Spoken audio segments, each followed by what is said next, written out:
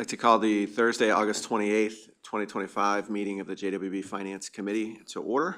We're going to start with action items. Action item A, approve the fiscal year 26 budget changes for board recommendation.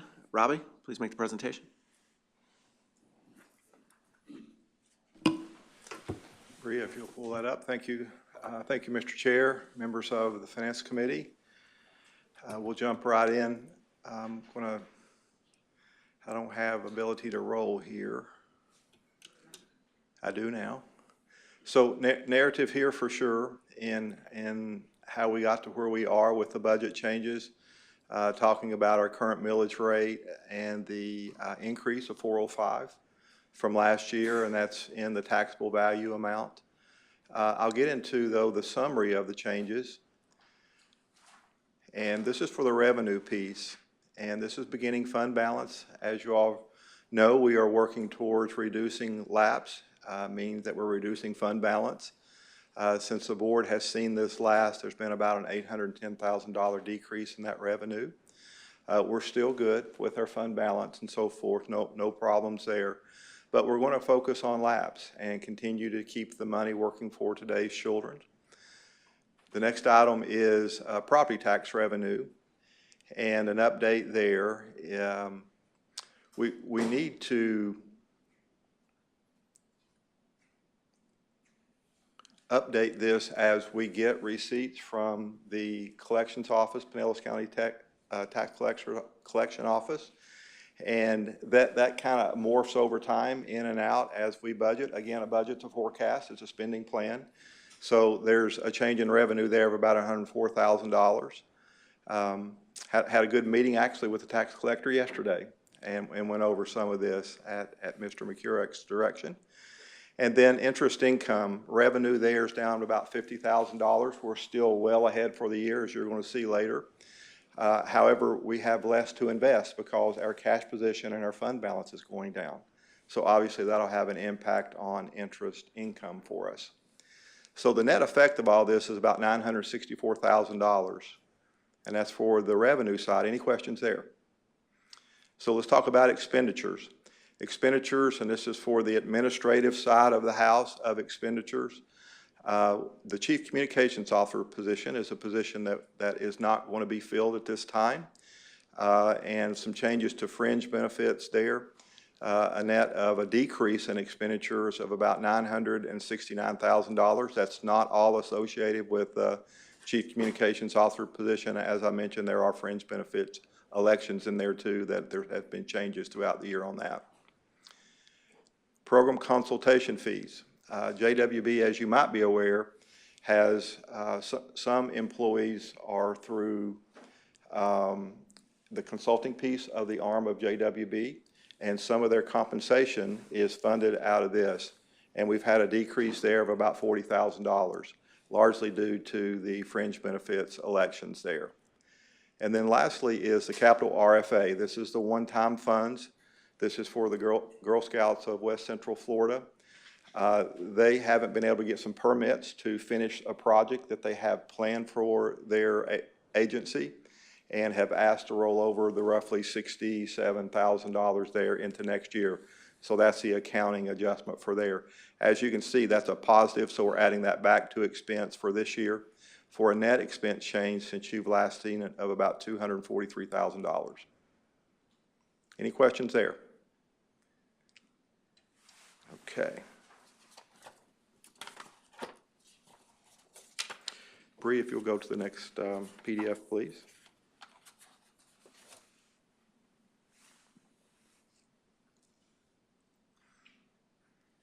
This is the approval for a budget amendment, and the budget amendment is for budgeting adjustments for the County Tax Collector Commission. Hey, Rob, can I interrupt real quick? Yes, sir. Do we need to take a vote first on the budget changes before we go to the budget amendment? Very important. Yes, sir. Thanks for doing that. Thank you. Doing my job as chair. I move to approve. We have a motion to approve and a second. Any discussion? I just want to note, as I talk with Robbie on the budget, that JWB is projecting a collection rate of 96% of taxes next year instead of 97%. which I think is a wise thing to plan for because we don't know what that looks like. And I think that's good in the budget, good to have on the record. So with that, no further discussion. All those in favor? Aye. Any opposed? Motion passes unanimously. Go ahead, Robbie. Thank you. This is adjustment to the Pinellas County Tax Collector Commissioner fee. And as you all may be aware, or hopefully are aware, that we pay the county to collect the ad valorem taxes. And that helps cover some of their costs and stuff to do that, statutorily required. Mr. McCurrack and I have met with not only the property assessor, very gracious gentleman there, and also now the tax collector to kind of better understand what their fees are and help us do a better job in forecasting those fees. And there's variability to it. That's the only way that I really know how to explain it.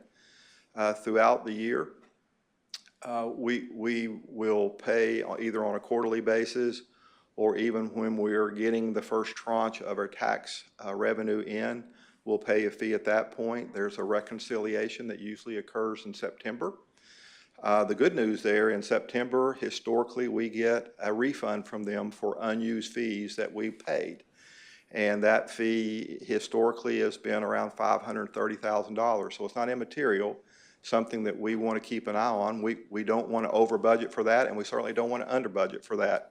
So over time, you'll see that there will be some shore up here. In this case, it's $162,000 in the way that we budgeted last year. Each year, we're going to get better at budgeting and try to take that variability out to the extent possible. But there is certainly a moving target there. Not anything that the collector is doing or anything that type thing. It's just from the standpoint of the hurricanes impacted the collectability of some fees this year. Versus other years, and there'll be other events, I'm assuming, that's out there too that'll have an impact on it. There may be as much as another $299,000 that'll be coming our way that we'll keep an eye on too, due to the uncollectability of some of that or the adjustments that have been made. So I'm confident, based on what I've heard, what Mr. McCurrack's heard, and the conversation that we've had with them, that we're doing things the right way. We're just trying to get better at our budgeting to take out some of that variability. In this case, like I said, it's $162,000. Mr. Chair. Thank you, Robbie. We're looking at item B, approved for board recommendation of a budget amendment to transfer funds from the vacant Community Alliance position budget and JWB salary reserve to the Pinellas County Tax Collector. Do I have a motion? So moved. Second. We have a motion and a second. All those in favor? Aye. Any opposed? Motion carries unanimously. Let's go to item C, adopt the fiscal year JWB Finance Committee meeting schedule. Robbie? This may be the most difficult thing we do today, is to nail down dates for our Finance Committee meeting coming forward. As you all are aware, that we do have 2 extra meetings that will be added due to the audit RFP that we're required to put out. Cherry Beckert is our audit at this point. They've done a fabulous job. Their contract expires July of next year. So these meetings are still very much flexible and is a starting point. So I do know from conversations with a couple that there may be some conflicts here. So be aware of that. Certainly let us know. Julia Bergen here at the right is just excellent at doing that, and we will make adjustments as we need to get as many people here as we can get here. Thank you, Robbie. Robbie and I discussed this and just kind of said, why don't we put these on the books, and then if we can't make it, we'll just, if we don't have a quorum, we'll move to a different date as we get there rather than try to look at everybody's calendars today. Okay. With that, may I have a motion? Second. Second. All right. We have a motion and a second to adopt the Finance Committee meeting schedule. All those in favor? Any opposed? Motion carries unanimously. All right, we move on to discussion, the monthly financial and investment report for July 2025. Robbie? Thank you, Mr. Chair. Be aware that this is a financial statement as of June 30th, as we'll be closing the books out in August as we go forward. Also be aware that these numbers lag a little bit in that we're still making reimbursements, we still have revenue considerations, we still have all the other accounting things that build these documents. Narrative here to go through. Certainly do that at your leisure. I wanted to point out some things on our statement and just give you some perspective from what I look at, in addition to the narrative that will bring some context to it. This time of year, we should be about 83% spend as we go through these, so be mindful of that. We've got 2 more months in the fiscal year. So this is the asset section, and this is where we're spending down fund balance. This is where the lapse gets spent down. And as you can see, last year we had, at this time last year, about an $84 million cash position. This year we have about a $75 million cash position. Largely, if you look at total assets, that's largely the change in that, is the spend down of the cash and not having as much lapse. We'll continue to watch that. We're fine right now. I don't have any issues right now where we are at all. We have a healthy balance and we're still keeping an eye on it, but we are continue to make good strides in spending that down, so we're investing those dollars today versus later. Liabilities, as you can see, they're just flat. There's just not much. We don't owe any money. We don't borrow any money. The biggest change here, I think, is in our payables here, our vouchers and accounts payable. This is where we reimburse agencies.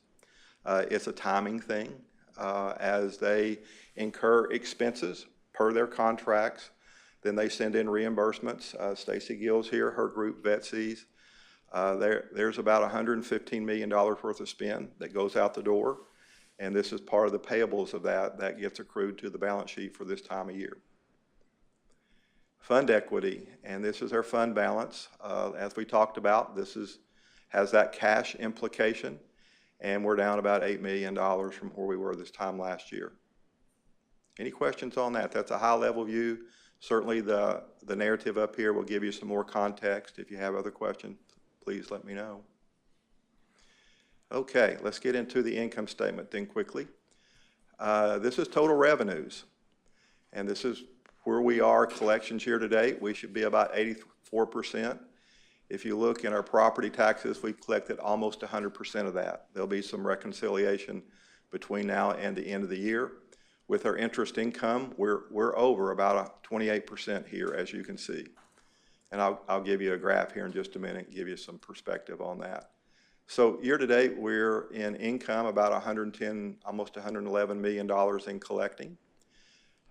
Receipts on that, expenditures, administrative expenditures that we have, those are JWB expenditures. And then we have a non-administrative section, which I'll show you here in just a minute. We're about 77% year to date. This time year to date, we should be roughly at 83%. So that will reconcile itself. We'll have some stuff that are rear end loaded. Towards the end of the year, we'll pay and catch up on that. Might be a little bit of a lapse there, but we'll keep an eye on it as we go forward. Down here, children and family programs. This is the agency reimbursements, the agency spend. So far, we've spent about 63% of that. Again, this is lagging about a month. There might be a little bit more out there that just hasn't hit the books yet, but are in process. So at the end of the year, that'll give you a better picture of where we are. But year to date, we're in good shape there with agency spend. And then statutory fees. This is something that we just talked about. This is part of it is what we pay the tax collector, as well as the property assessor for the indirect expenses that they have related to collecting and disseminating their revenues to us. If you notice here, we're under budget about $727,000. The amendment that you just approved was $164,000. The difference is we're going to get a refund from them of about $500,000, and we've budgeted for that. So that will further close this gap here where it doesn't look like that we're underwater, and it should shore our budgets up accordingly. What we don't want to have happen is getting another $500,000 in receipt back and then that money not be put to good use. So we don't want to over budget or under budget it, and this anticipates that. Any questions there? It's a lot of dang money, though. Yes, sir, it is.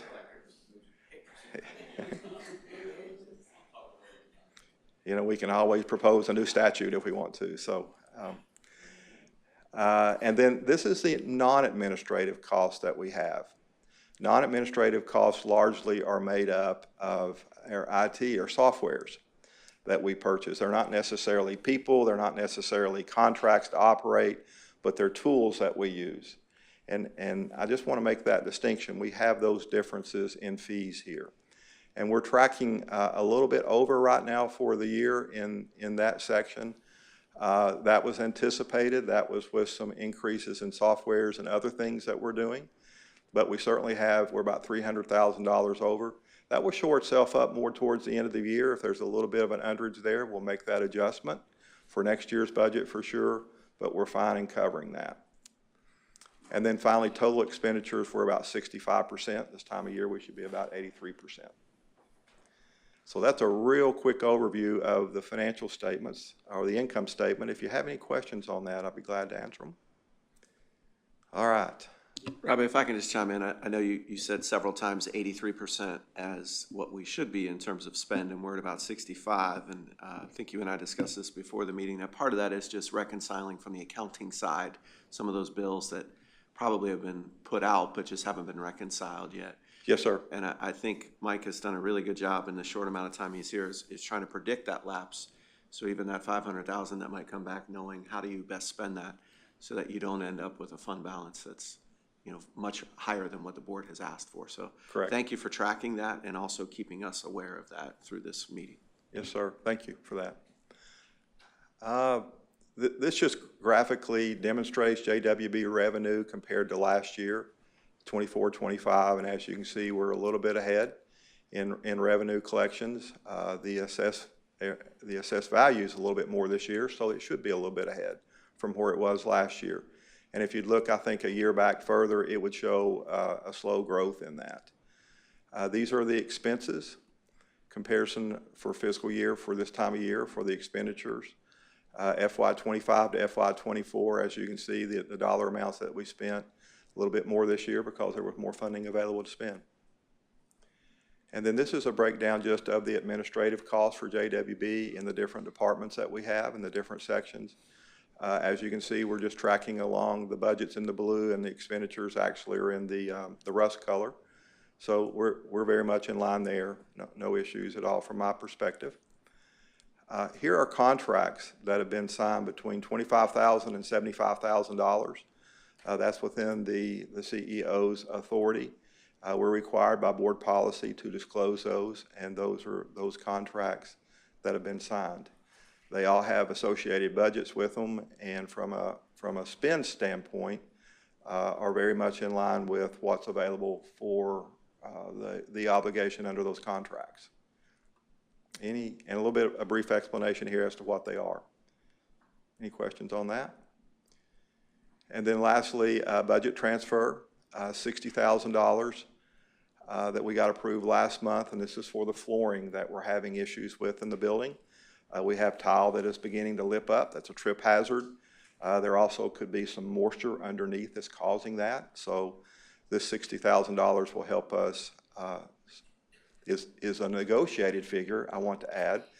Ms. Peel did an excellent job on that in negotiating with St. Pete College, being the owner of this building, to share some of that expense with us, and they've graciously agreed to do that.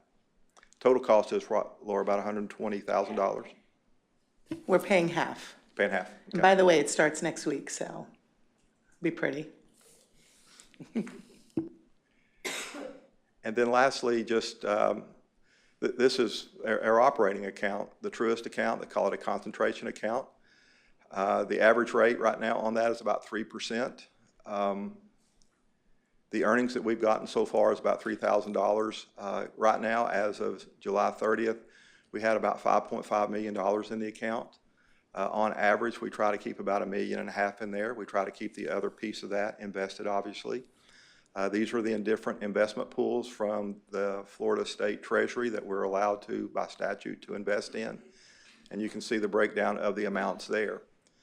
Also, if you wanted to drill down further in that, we keep in the investment pool, as you can see, the majority of our funds, and keep a minimum amount in the operating account just to keep it solvent, to be able to pay the bills, and we're often transferring monies out of there to cover expenditures that come through. And then just a snapshot with our interest income to date. We budgeted about $2.6 million. To date, we're about 3.3%. So we're about 29% over budget, or $745,000.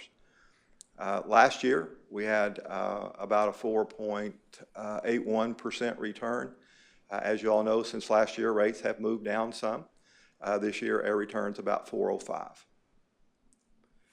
And then lastly, I would like to recognize Ms. Bergen at the end there, who helps put all this together and certainly keeps me informed with the deadlines that we're supposed to hit and so forth. So Julia, thank you for that. I'd also recognize Hunter Budget that helps us do all the budgeting things. Stacy Gill, certainly that manages the spend and the cash that goes out the door. Richard helps us put these financial statements together. And Sarah on the end there, she helps us put contracts together to spend it. So we've got the finance team here certainly in colors today with a jam-packed room, it looks like. So thank you, Mr. Chair.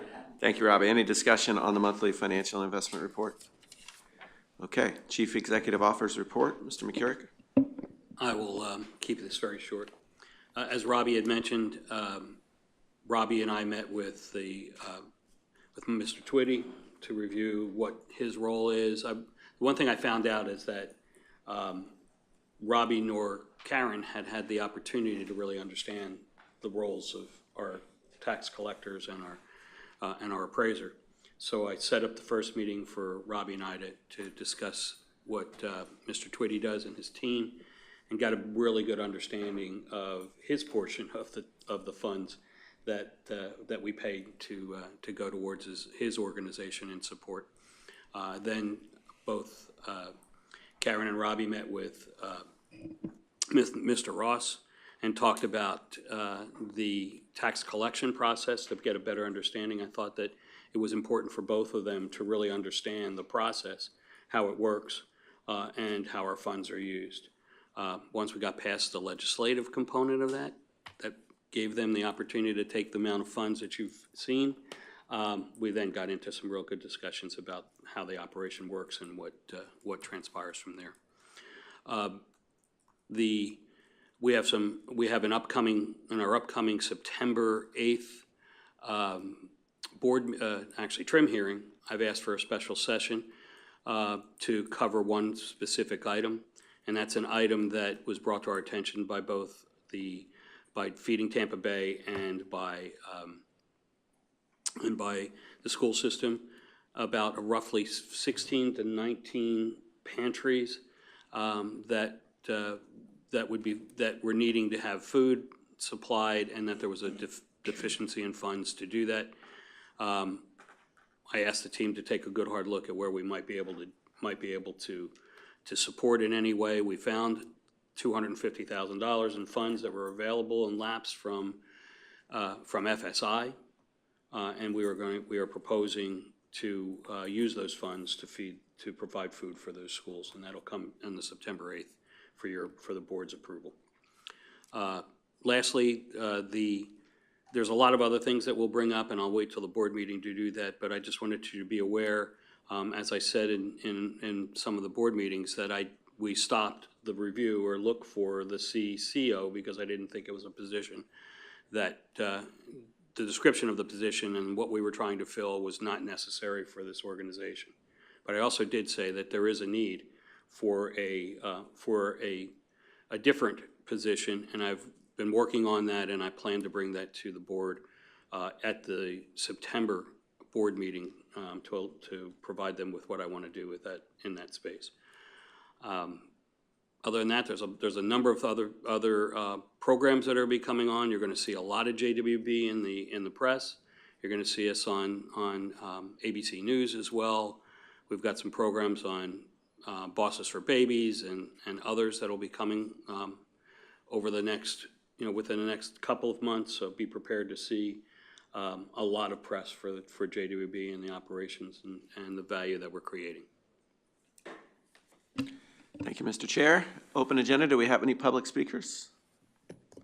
No cards. That's always a good thing. Anything from the board members? Okay. With that, we'll adjourn the meeting.